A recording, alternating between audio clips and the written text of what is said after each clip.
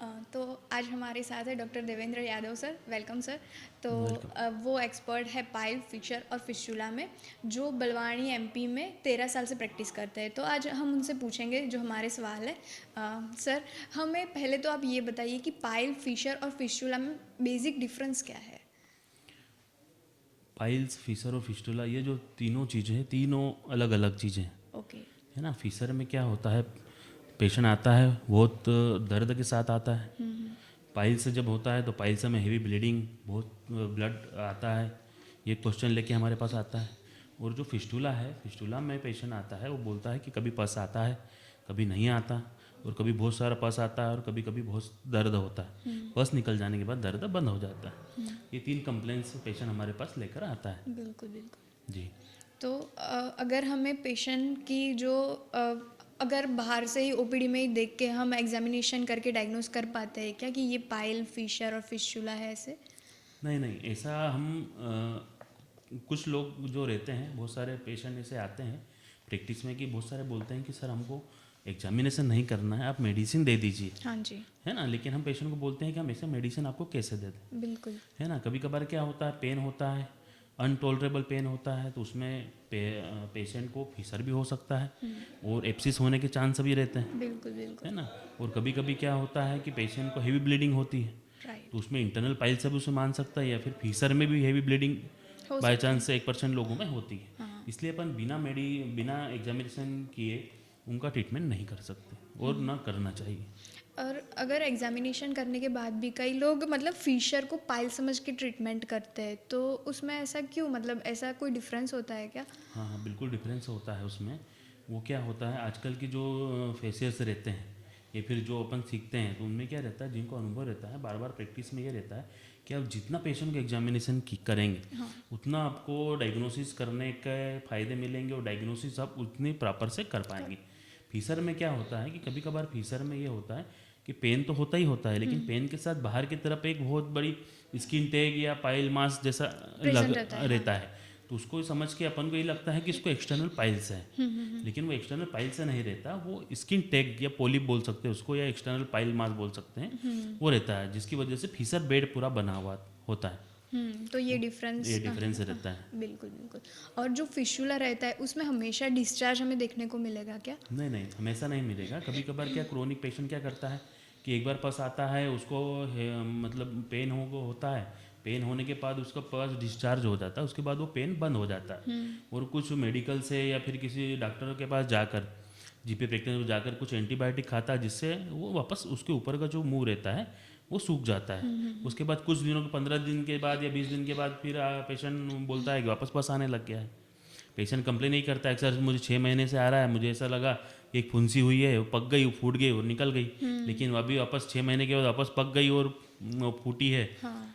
इसलिए उनको लगता है कि वो एक प्रकार की फीसर, वो क्या बोलते फिशुला। हैं उसका, फिस्टुला है। वो डॉक्टर को पता है फिस्टुला, लेकिन पेशेंट को ऐसा लगता है कि मुझे एक सिर्फ मवाद हुआ है और एक फुंसी बनी है, ऊन बना था, वो निकल गया। हाँ, वो ऐसे नहीं सोचते कि हाँ, फिशुला हो सकता है कि। फिस्टुला हो हाँ। सकता है ना, उन्हें हाँ। ये पता ही नहीं है ना। उन्हें सिर्फ इतना पता है कि लेटरिन के रास्ते में जो भी तकलीफ होती है उसी बवासीर ही कहा जाता है। सही बात है। लेकिन वो डॉक्टर के पास, समझदार जो अच्छा प्रैक्टिशनर है, वो डॉक्टर के पास जाएगा तो उसे बताएगा कि फीसर किसे कहते हैं, पाइल से किसे कहते हैं और बगंदर किसे कहते हैं, बिल्कुल बिल्कुल। है ना। तो अगर हम देखें तो एक ही पेशेंट है, उसमें पाइल भी हो सकता है और फिशर भी हो सकता है क्या। हाँ, बिल्कुल हो सकता है। काफ़ी लंबे समय तक कॉन्स्टिपेशन रहने के साथ साथ पेशेंट क्या बोलता है, बहुत सारे पेशेंट हमारे पास ऐसे आते हैं जो बोलते हैं कि सर मुझे पाइल से था, जलन होती थी, कभी कभी ब्लड आता था, पेशेंट और वापस बंद हो जाता था कुछ दिनों में, लेकिन अभी मुझे क्या हो रहा है, 8-10 दिन से पेन ज़्यादा हो रहा है, दर्द ज़्यादा हो रहा है। तो उसको अपन पूछेंगे तो बोलेगा कि मुझे कुछ दिनों पहले हार्ड स्टूल पास हुए थे, जिसकी वजह से पेन दर्द बढ़ गया। तो उस कंडीशन में उसे इंटरनल पाइल से भी रहते हैं और फिशर भी हो फिशर भी जाता है। प्रेजेंट होता है। बिल्कुल। जी बिल्कुल। तो जो ब्लीडिंग रहती है वो रेक्टल ब्लीडिंग हो तो वो हमेशा पाइल का ही संकेत देता है या कुछ और, मतलब नहीं हम नहीं कह नहीं, सकते ऐसा हैं। नहीं मान सकते। कभी कभार क्या होता है, फीसर में टीयर, हार्ड स्टील होते हैं तो टीयर बड़ा हो जाता है, जिससे ब्लड के वजह से बाहर की तरफ या रिंग के ऊपर भी चमड़ी फट जाती है, उसकी वजह से भी काफ़ी हेवी ब्लीडिंग होती है। सही इन बात है। केस बहुत सारे होते हैं कि सर मुझे एच बी कम हो गया है, लेकिन अपन जब एग्जामिनेशन करते हैं उनको, तो उनको पता चलता है कि इनको इंटरनल पाइल से नहीं है, लेकिन फीसर बेड में से इतनी ब्लीडिंग हुई कि इनका एच भी डाउन हो गया। सही बात है। तो अगर हम पाइल ऑपरेट कर रहे हैं तो हर तरह के पाइल ऑपरेट किए जा सकते हैं क्या? पाइल ऑपरेट किए जा सकते हैं, लेकिन क्या होता है फर्स्ट डिग्री सेकंड डिग्री में पाइल ऑपरेट नहीं होता। वो आप मेडिसिन से या फिर कॉन्स्टिपेशन वगैरह जो उनका दूर करके उसमें अपन राहत दे सकते हैं। लेकिन क्या होता है कभी कभार मंचूरियन पाइल्स रहती हैं, तो उनमें एग्जामिनेशन करते हैं तो अपन को स्ट्रक्चर लाइक कभी कभी लगता है कि वो पाइल्स है, लेकिन वो पाइल से नहीं रहता है। इन ऐसी चीज़ों को अपन ने एग्जामिनेशन तरीके से करना चाहिए, पूरे ध्यान से करना चाहिए।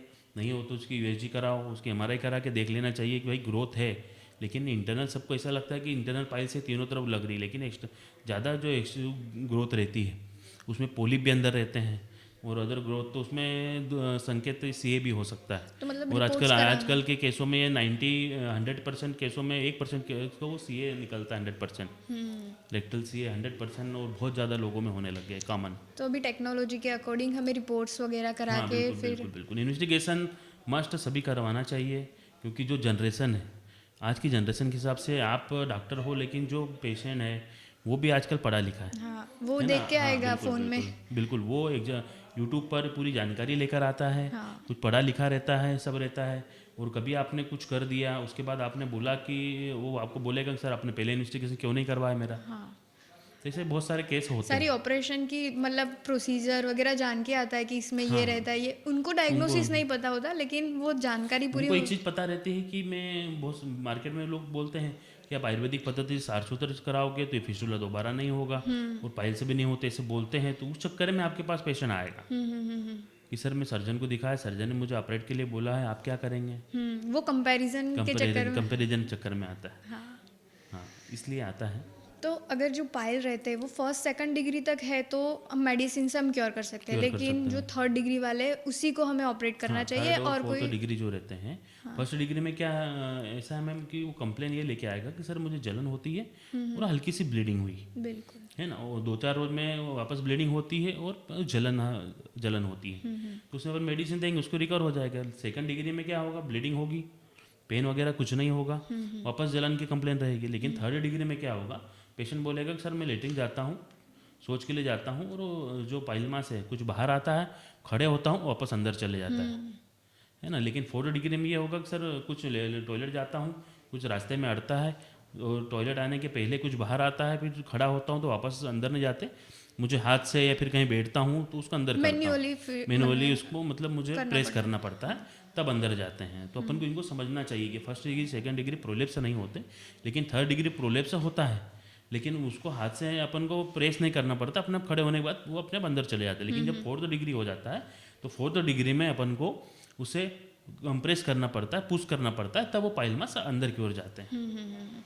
तो ये तो पाइल्स फिशर में तो चलो ठीक है, लेकिन जो फिस्चुला होता है वो कैसे मतलब हमें डायग्नोज करना चाहिए कि ये फिस्चुला है, और उसको ट्रीटमेंट कैसे करनी चाहिए? फिस्टुला को डायग्नोस करने के लिए पेशेंट की हिस्ट्री लेना पड़ती है। पेशेंट काफ़ी दिनों से बोलेगा, जो फिस्टुला होता है वो 6 महीने 7 महीने या 2-2 3-3 साल तक पेशेंट रखा रहता है, उसे पता ही नहीं रहता कि मुझे ये मतलब पस आ रहा है, मतलब ये फिस्टुला है। जब अपने पास आएगा पेशेंट, डॉक्टर के पास आता है, जो डॉक्टर ने उसके एग्जामिनेशन प्रोब वगैरह डाल के एग्जामिनेशन करना चाहिए कि प्रोब अंदर जा ही रहा है कि नहीं, एनल कैनाल तक पहुंच रहा है कि नहीं पहुंच रहा है, या फिर कोई बेटाडीन या लिक्विड अपन डाल के एनएस नॉर्मल सलाइन डाल के देखेंगे, तो उसमें अपन को पता चलेगा कि एक रास्ता तो बाहर की तरफ है ही, एक रास्ता लेटरिन के रास्ते के अंदर तरफ बन गया है, जिसमें से इधर से पानी डाल रहे हैं या बेटाडीन डाल रहे हैं, वो अंदर की तरफ निकल रहा है।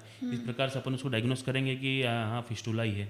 कभी कभार ब्लाइंड एब्सिस रहता है, वो फूट जाता है, और फूटने के बाद भी उसकी ओपनिंग इंटरनल नहीं बन पाती, तो अपन पुश वगैरह करते हैं, कभी 2-3-4 बार अपन हाइड्रोजन डाला, बेटाडीन डाला, तब कुछ जाके हल्का सा पता अंदर चल बता कि इंटरनल ओपनिंग मामूली सी है। हाँ, और कभी कभार तो 2 से ज़्यादा भी ओपनिंग हाँ होती है, मल्टीपल ओपनिंग्स रहती तो है। उसको कैसे ट्रीट किया जाता है सर? उसको ट्रीट करने के लिए भी पहले उसके इन्वेस्टिगेशन कराना चाहिए अपन ने। फिस्टुलोग्राम होता है, पेरी एनल यूएसजी होती है, उससे भी ऊपर जाना है तो फिस्टुलोग्राम एमआरआई करवाना चाहिए अपन ने, उससे पता चलेगा कि इसको मल्टीपल ओपनिंग है। लेकिन जितनी भी ओपनिंग बाहर की तरफ है उनमें अपन डाई पुश करेंगे तो वो निकलेगी अंदर एक ही जगह पर। अच्छा, हाँ तो फिर उसको ऑपरेट करने के लिए कुछ ध्यान रखने जैसा हमें? हाँ, उसको ऑपरेट रखने के लिए ध्यान ये रखना चाहिए, जो सारसूत्र अपन कर रहे हैं हाँ उसकी ओपनिंग अंदर इंटरनल जो ओपनिंग वो मिस नहीं होना चाहिए। तीनों ट्रैक, कभी कभी किसी को 3 ट्रैक बन जाते हैं कि छेद अंदर एक तरफ रहता है 6 o'clock पे, लेकिन उसको पस 3 जगह से आता है। 5 o'clock पे पस आ रहा है, 7 o'clock पे, 6 o'clock पर भी वहाँ से भी आ रहा है। लेकिन अपन डाई तीनों में डालेंगे तो ओपनिंग अंदर एक ही जगह डाई निकलती है। तो ऐसे केसों में बहुत ध्यान रखना पड़ता है और बहुत समय लगता है इन केसों को करने के लिए। उसके लिए एक्सपीरियंस भी हाँ। मतलब काफ़ी चाहिए। बिल्कुल बिल्कुल ज़्यादा चाहिए। तो अगर हम जैसे माने कि क्रोनिक फिशर हो गया और हाई ग्रेड पाइल हो गया, तो अगर उसको डिफरेंशिएट करना हो तो हम कैसे करेंगे?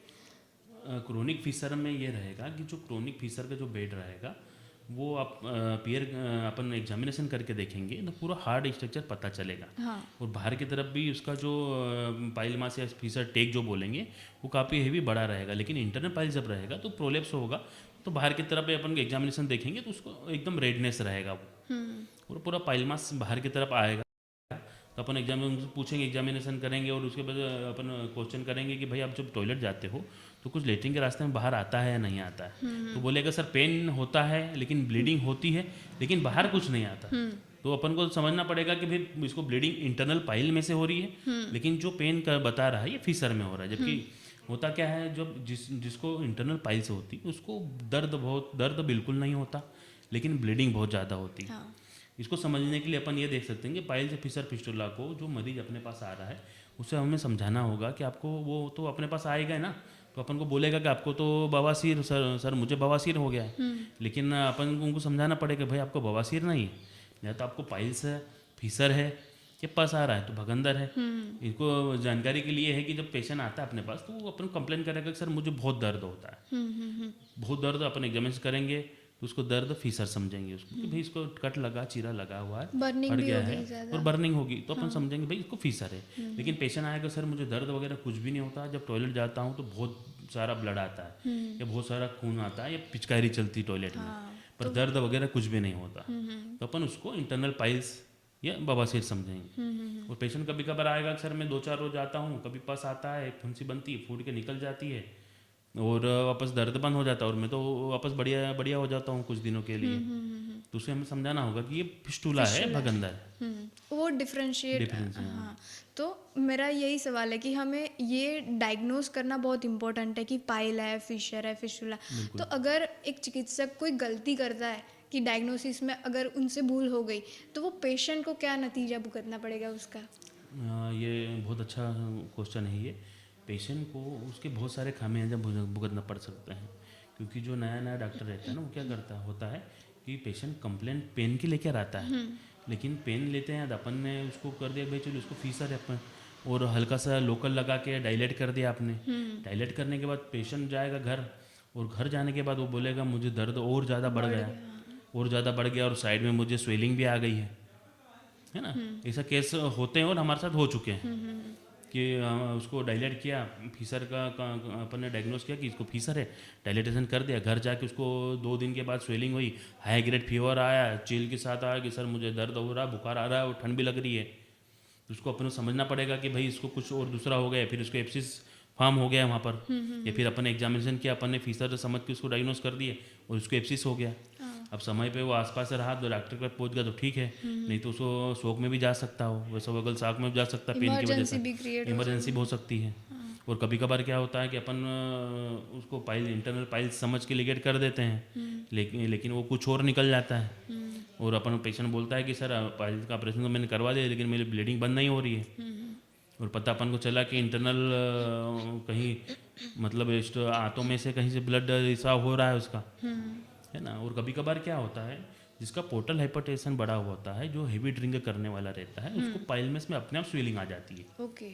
है ना। जिसका लीवर में गड़बड़ी रहती है, जिसका एजीपीटी का इन्वेस्टिगेशन करवाना ही चाहिए अपन ने, ताकि एजीपीटी ओजीओटी बहुत सारे लोगों का 400-500 बढ़ता है, तो उनमें पोर्टल हाइपरटेंशन प्रेशर जब बढ़ता है तो पाइलमास अपने आप स्वेलिंग आ जाती है उनमें। बहुत सारे केसों में ऐसा देखा है कि उनको लीवर की मेडिसिन देने से वो स्वेलिंग कम भी हो जाती है। तो मतलब ऐसा है कि हमें प्रॉपर ज्ञान लेके फिर पेशेंट को लेना चाहिए, क्योंकि एग्जामिनेशन करना चाहिए अपन ने पेशेंट का। एग्जामिनेशन में अपन को समझ में आ रहा है तो ठीक है, उसकी इन्वेस्टिगेशन करा के देख लेना चाहिए कि पेशेंट कंप्लेन कर क्या रहा है और उसको हो क्या रहा है। हाँ। बहुत बार अपन को ऐसा रहता है कि पेशेंट को रहता कुछ नहीं है लेकिन कंप्लेन बहुत सारी बताता है, कि सर मुझे तो ब्लीडिंग भी हो रही है, मुझे पेन भी हो रहा है, लेकिन अपन जब एग्जामिनेशन करते हैं तो कुछ नहीं निकलता है। तो इसी कंडीशन में उसकी अपन ने यूएसजी वगैरह करवा के देखना चाहिए कि कहीं उसको अंदर इंटरनल पस फॉर्मेशन या फिर पस वगैरह केविटी वगैरह तो नहीं बन रही है, जिसकी वजह से पेन कंप्लेन कर रहा है, लेकिन अपन को दिख नहीं रहा है वो आंखों से। तो ऑपरेशन अगर करवाना रहेगा पेशेंट का, तो पेशेंट को हमें कन्विंस कैसे करना है कि आप, क्योंकि बहुत सारे ऐसे होते हैं कि हमें डर लगता है, बिल्कुल, हम बिल्कुल। नहीं कर पाएंगे, आप मेडिसिन दे दो। नहीं, ये तो प्रश्न आपका बहुत अच्छा है, क्योंकि क्या है, आप आयुर्वेदिक डॉक्टर के पास जाएंगे तो बहुत सारे क्वेश्चन लेके जाएगा कि सर मैं करवा लूँगा, मैं ठीक तो हो जाऊँगा, या फिर आप क्या करोगे, कैसे करोगे। तो उसके लिए अपन को पेशेंट को बहुत अच्छे से तरीके से समझाना पड़ेगा कि जो हम आपको जिस तरीके से हम आपको दोबारा करेंगे, इससे दोबारा होने के चांस नहीं रहेंगे, इससे कोई आपको कॉम्प्लिकेशन नहीं रहेगा, और ना इन चीज़ों का कोई साइड इफेक्ट है ना। हम एक नेचुरल पद्धति से और नेचुरल तरीके से करेंगे, जिससे बिना चीरा फाड़ी काटा पीटी से करेंगे, और करने के बाद आपको कभी ऐसा लगेगा नहीं कि मेरी सर्जरी हुई है, मेरा फिर कुछ इन्होंने इलाज किया था। एक प्रकार के पैरामेडिकल सर्जरी इसमें आता है, जिसके कारण हम किसी प्रकार का चीरा काटा पीटी वगैरह कुछ नहीं करेंगे। हम प्योर आयुर्वेदिक पद्धति से एक थ्रेड से लिगेट करेंगे, जिससे आपको दर्द वगैरह नहीं होगा, ब्लीडिंग तत्काल बंद हो जाएगी, और जो हम सर्जरी करेंगे उसमें आपका ब्लीडिंग लॉस बिल्कुल 0% होगा। लेकिन अपन बड़ी सर्जरी में जाते हैं, आपको एचबी जैसे पहले ही किसी मरीज का 8 है और आपको सर्जरी करना पड़ी, तो एनेस्थेटिक तो मना ही कर देगा कि 8 में हम एनेस्थीसिया नहीं देंगे। तो आपके पास आएगा, अपन लोकल लगा के या फिर उसको कुछ भी करके उसको पाइल मास को बंद कर देंगे, ब्लीडिंग बंद कर देंगे, तो खुश हो जाएगा कि मेरा मतलब इजी वे में मेरा काम हो गया। क्योंकि बहुत सारे पेशेंट ऐसे रहते हैं कि हमें सिर्फ आयुर्वेद का देखना है कि मतलब कोई साइड इफ़ेक्ट नहीं है, इसीलिए आते हैं। बाकी बहुत सारे ऐसे होते हैं कि वहाँ सर्जन से मिल के भी आए होते हैं, बिल्कुल, उनकी बिल्कुल, फ़ीस बिल्कुल। वगैरह जान के भी आए होते हैं, उनको लगता है कि यहाँ बहुत सारे सस्ते में। पेशेंटों में ये ऐसा होता है कि बहुत सारे पेशेंट जाते हैं, उनको एप्सिस हुआ, एप्सिस ड्रेन करवाने के लिए सर्जन के पास जाते हैं। सर्जन ने उनका 1 बार 2 बार ड्रेन कर दिया है, लेकिन सर्जन को पता है इसको फिस्टुला है, लेकिन वो उसके पास उनके पास कोई अगले का ट्रीटमेंट नहीं है ना। वो एक बार सिर्फ एप्सिस हुआ, एप्सिस को ड्रेन कर सकते हैं, तो वो तो या फिर दोबारा भी वो अपने क्या फिस्टुलेक्टोमी कर सकते हैं, उसको ओपन कर देंगे। उसके बाद ही पेशेंट बोलता है कि सर मैंने 3 बार 2 बार इलाज करवा लिया, लेकिन मेरा पस बंद नहीं हो रहा है। तो फिर वो आयुर्वेदिक या सारसूत्र डॉक्टर के पास जाएगा, फिर वो अपन बताएंगे उसके फिस्टुला के बारे में कि भैया आपका छेद बाहर तो था, एक अंदर की तरफ भी ऐसा छेद बन गया है, 2 छेद हो गए हैं, मतलब भगंदर दर बन गए, एक बाहर की तरफ और एक अंदर की तरफ। इन दोनों को जो बने हैं छेद, इनको दोनों को साथ में भर के अपन बाहर की तरफ लाएंगे, तब वो तरीके से पूरा हमेशा के लिए ठीक होगा। पेशेंट को कन्विंस करोगे तब पेशेंट आपसे करवाएगा। तो हमें मतलब पेशेंट को ऐसा क्या समझाना चाहिए कि वो सिर्फ आयुर्वेद तरीके से ही पाइल फिशर फिस्टुला की ट्रीटमेंट करवाए, क्योंकि बहुत सारे ऐसे पेशेंट होते हैं कि उन्होंने एक बार ऑपरेशन करवा लिया होता है और दोबारा भी होता है, तो उसके लिए हमें आयुर्वेद में क्या बेटर ऑप्शन मिलते हैं? उसमें आयुर्वेद में बेटर ऑप्शन ये है कि उन्हें बताना पड़ेगा कि जो तरीके से अपन करेंगे, जो सारसूत्र है, सारसूत्र ऐसी पद्धति है जिसमें रिकरेंस चांस 1% रहता है ना, 99% क्योर हो जाता है। लेकिन अपन आजकल बहुत सारी समस्या, लेजर वो बताएंगे तो लेजर में उनको बताएंगे भाई 50% रिकरेंट होने के चांस है, 50% नहीं भी है, और ओपन सर्जरी करवाते हैं तो उसमें 50% चांस है, 50% नहीं है ना। इसी बातें उनको बताएंगे तो उनको लगेगा कि नहीं सही बात है, डॉक्टर साहब बोल रहे हैं कि भाई 1% रिकरेंट चांस है, 99% नहीं है, तो सारसूत्र के साथ ही जाएं अपन। बिल्कुल बिल्कुल, हाँ, क्योंकि उनको समझाना ही इम्पोर्टेंट है, बिल्कुल, ताकि बिल्कुल। हमारे आयुर्वेद में ऐसी प्रोसीजर आगे बढ़ सके। उन्हें कन्विंस करना बहुत ज़रूरी है आजकल के पेशेंट को, क्योंकि कुछ भी थोड़ा सा भी कुछ मिसअंडरस्टैंडिंग हो जाती है। तो जब पेशेंट तो आता है वो अकेला ही दिखाने आता है, लेकिन जब कुछ होता है तो बहुत सारे लोगों को लेके आता है। हाँ तो बिल्कुल। उनसे लड़ने के लिए अपने अंदर वो होना चाहिए कि अपन इनको समझा सकें। जी तो आपने बहुत अच्छा समझाया पाइल फिशर फिस्टुला क्या है, हमें एक अच्छा नॉलेज शेयर किया। आप बहुत टाइम से मतलब अपना कर रहे प्रैक्टिस, और सर्जरी भी बहुत सारी आपने कर चुकी है, तो धन्यवाद हमारे यहाँ पॉडकास्ट के लिए। Thank you. Thank you.